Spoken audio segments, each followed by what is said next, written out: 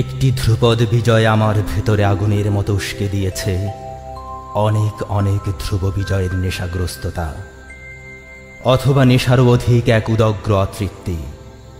তাছাড়া আমার কেবলই মনে হয় একটি ধ্রুপদ বিজয়ই প্রথম বিজয় নয়, কিংবা শেষ বিজয়ও হতে পারে না। প্রভাত কি একবারই হয়? সূর্য কি একবারই ওঠে? জোয়ার কি একবারই আসে?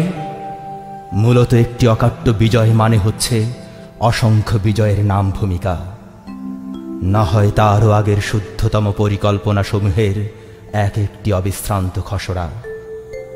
যেমন কোথাও যেতে হলে মানচিত্রের খুবই দরকার হয়ে পড়ে, তার মানে এই নয় যে ইতিহাসের একেবারেই কোনো প্রয়োজন নেই।